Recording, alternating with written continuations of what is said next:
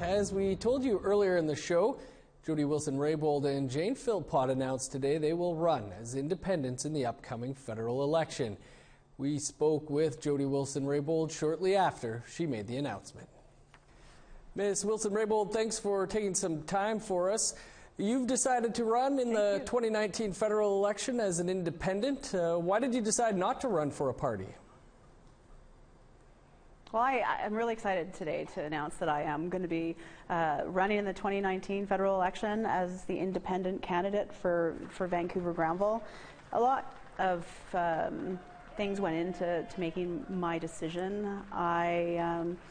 First of all, I know that if I'm fortunate enough to be elected as the independent member of Parliament for Vancouver-Granville, I can continue even more so to express the desires and the perspective on important issues that are prevalent for the people in Vancouver-Granville, and I'm going to continue to do that. I took great consideration around looking at other parties. I had conversations, certainly with Elizabeth May of the Green Party, and those were good conversations. I want to be able to continue to collaborate with the Green Party.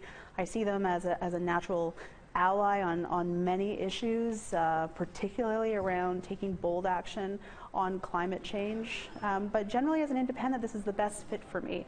I know who I am. I know that I have a difficult time fitting myself into a political party, because I want to ensure that we create the space for all voices to be heard in the community. That's how I was raised as an Indigenous person, knowing that when people come together, in my culture there were no political parties, and we function by way of consensus. Doesn't mean there isn't vigorous debate and discussion, but I want to do as much as I can to contribute towards that type of discussion, consensus-based decision-making or collaboration, call it what you may, but moving beyond partisanship, moving beyond the adversarial nature of politics, which so many people have become accustomed to, actually doing politics differently and creating that space for all people, for all members of Parliament to have a voice. That's the opportunity I see as being an independent member of Parliament. I am one right now, and hope to continue to earn the trust of the people of Vancouver-Granville in October of 2019, and to look at how we can make better decisions as parliamentarians, all 338 parliamentarians, to address the fundamental issues of our time, whether they be climate change, whether they be substantial reconciliation with Indigenous peoples, transformative change. The only way that we're going to be able to do that is if we reach across party lines, take a nonpartisan approach, and develop solutions, and to deliver those solutions that will stand the test of time. What type of power do you think you could hold if re-elected in the House of Commons? Some people might think voting... Sorry, what was that? Just wondering what type of power you think you might be able to hold if re-elected in the House of Commons, as some people might think voting for an independent might be like throwing your vote away. Well, I would seriously say to people and try to dissuade them from that view.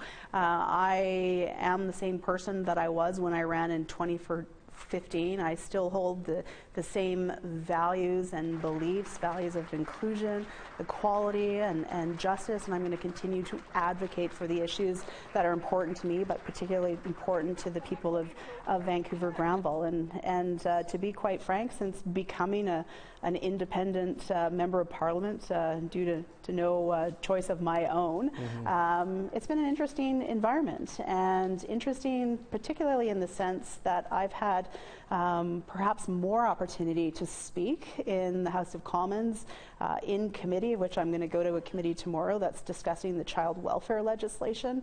I've engaged in conversations with members of Parliament of every political stripe, and the sentiment that I've heard from many members of Parliament, certainly the sentiment I've heard from the thousands of messages that I've received, is that people do want to do politics differently, to move beyond partisanship and have discussions like we do in my culture about what we need to do to ultimately improve the lives of people, of Canadians, and to address issues in a way that supports that and not being determined or predetermined by a political party's platform, but that we truly come together as independents to have conversation, to see as much as we can, to build consensus around these decisions. And I know from the history of my people, the Kwakwaka'wakw people of the West Coast, that